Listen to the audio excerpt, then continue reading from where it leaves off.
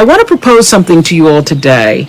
I want to propose that you resolve something very powerful, to love who you are right now. And of course, I think that wanting to be your best self and setting goals and intentions is really major. Take a moment to look at what is really running through your mind about yourself that may be holding you back. The energy of the universe responds to positivity. And so if you're telling yourself you're not slim enough, you're not good enough, when that negative chatter starts in your head, stops, lean away from it. When you let those thoughts of not being enough seep in, you can't really act out the best of yourself. So your actions must be in alignment with all the goodness and strengths that you know to be true about yourself. Life is like a wave, and you ride it through the ups and downs, the steady times, and then you anchor yourself in the storms. A mistake is a life experience designed to move you in a different direction. And a mistake might be more important to your supreme destiny than even a triumph. Know that your life is way bigger than any one experience, so when those mistakes happen, you use them to guide you to the next right move. What mistake or mistakes have you made in your life that you need to, number one, forgive yourself for? And what mistakes turned out to be blessings in disguise? It's all about progress, not about perfection, because nobody's perfect. It's about progress. I believe that when you're fully present, that's when you're actually fully alive. You're clearer, you're more calm, you're not distracted and able to experience all the nuance and wonder of a life more awakened. So when we can just tune into what's just in front of us, life becomes simpler and less crowded with the to-dos, the what-ifs, and the why-nots. And when you need to focus on what to do or what to do next, the focus is just that. So deeper human connection comes from that way of operating in the world. And the now becomes your everything.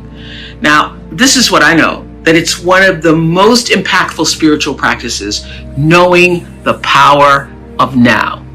Because the only moment we all have, you have, I have, is now. Past, already gone. The future, not even your next breath, guaranteed. Letting go of energy that's clouding your vision and holding you back. It's a life practice that I learned long ago that has freed me, so many ways. It's a fact that holding grudges against somebody who's done you wrong, or revisiting hurtful situations in your head over and over, only weighs you down and prevents you from being who you're meant to be right now, because you're still energetically holding on to the past. The energy that you put into constantly rewinding to the resentment. Why did they do that? Why did they say that to me? I didn't deserve to be treated that way. All of that only keeps you stuck. It will never change what happened. You gotta press stop and reject the urge to keep replaying, so that you can then fast forward into the now for yourself. You know, a lot of people think that holding on to things that disempowered them is going to somehow magically turn it around.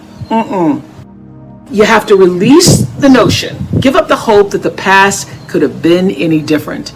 And you also must release the idea that people would do what you might do in any given instance. This is a big one. I had to learn and relearn before I actually got it. Expecting people to do what you would do in a situation only leads to your disappointment, not theirs. They're going on with their life. So let people be who they are, and either you accept it or you don't. Not doing that keeps you stuck in a circumstance that actually costs you time, costs you energy. And I can guarantee that oftentimes the person on the other side of the bitterness you're holding on to, they're not even thinking about you. In fact, they probably have just moved on. They certainly aren't obsessing the way you are. Think of it like letting go of any bad habit that just doesn't serve your well-being. Not an easy task. Taking the road to a more enlightened, healthy existence never is. So this is what I want to ask you to ask yourself. Why am I holding on to this? How is this serving me? And really think about the answer. Maybe it makes you feel validated. Maybe it makes you feel righteous. Or maybe taking on the pain is your way of recognizing the injustice, so that even though it won't be made right, it can at least not be forgotten. It's very difficult for me to even see myself as successful, because I still see myself as in the process of becoming successful. To me, successful is getting to the point where you are absolutely comfortable with yourself, and it does not matter how many things you have acquired. The ability to learn to say no and not to feel guilty about it, to me, is about the greatest success I have achieved. It's the same thing that prevents you from being abused as a child, that prevents you from being abused as an adult, that allows you to build success for yourself. I will not be treated this way. I demand only the best for myself.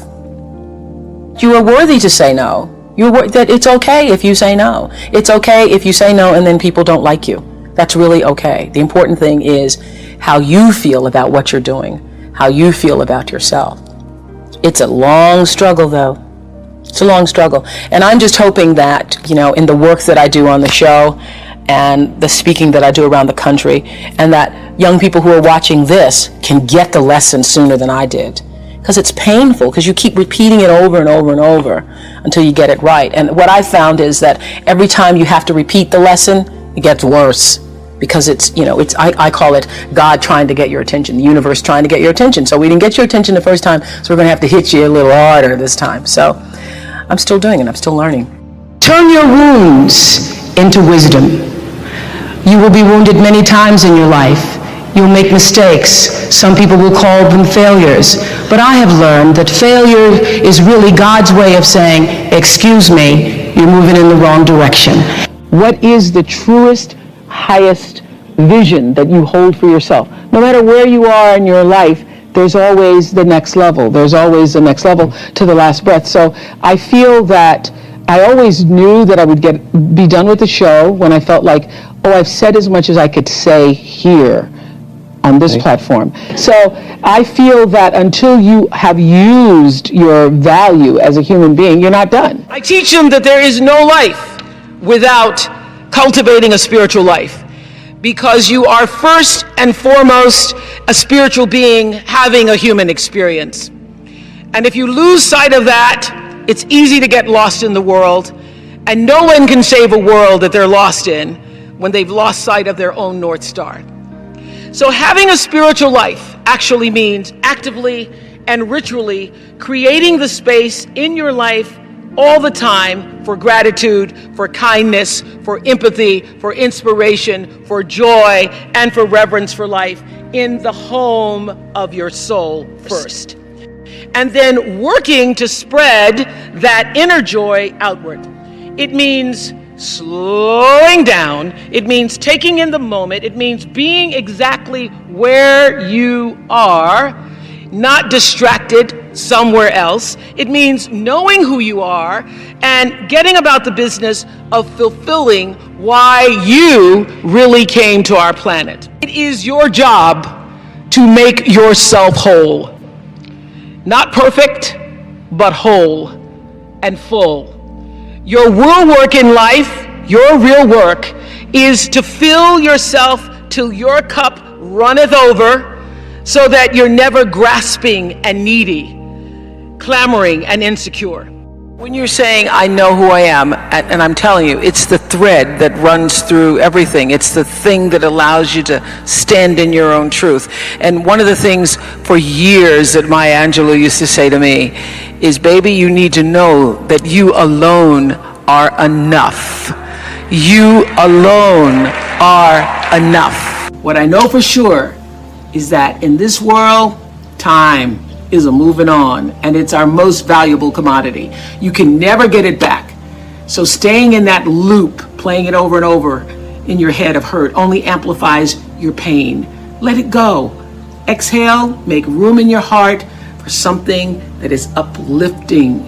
Surround yourself with people who want the best for you. You have the ability to shift the DNA of your spirit and control how you perceive life. So why not lighten your load and let it go? Living integrity means living in a way that honors your truest self. It's doing the thing that you know you're supposed to do. My friend Martha Beck says that deep down, we all know what makes us happy and how to create your best possible life. And that knowledge is actually coded into your very nature. But I also know how challenging it can be to listen and trust your own inner voice, especially when you feel the pressures of what everybody else thinks you're supposed to be doing. You're supposed to get married. You're supposed to stay married. You're supposed to have a baby. You're supposed to have a picture-perfect home. But here's something that I'm hoping you all will realize for yourself. Sometimes it takes doing the things that people or society say you're not supposed to be doing to find out what is true for you. What are you really supposed to be doing? For example, at the very beginning of my career, some of you have heard this story, I worked as a news anchor and reporter in Baltimore. It taught me a lot about life. And during that time, I knew I wasn't being my authentic self. I didn't like doing the news. I just didn't like it. But the voice of my father, who thought he knew what I was supposed to do, and even my own voice saying, wow, this is an important job. My father was saying, don't you give up that job, girl. You're making $25,000. You're never going to make that in 1 year. So eventually, my bosses let their feelings be known. They took me off the news and put me on this local talk show called People Are Talking. And when that decision was made at first, I thought it was a demotion. But after one day on that talk show, I felt so energized and so fueled. I knew that I had come home to myself. And that's what living integrity, even in your work, feels like. So trust me when I say that only you know what that feels like for you. And with that in mind, I want us to be more in alignment with the truth for ourselves this week. Who you're meant to be, who you are right now. What have you been waiting and wanting to do? All those insights should fuel your decisions about how you move through the world right now. Pay attention to what makes you feel lit up from the inside. Examine any moments when your head saying one thing and your spirit is saying another.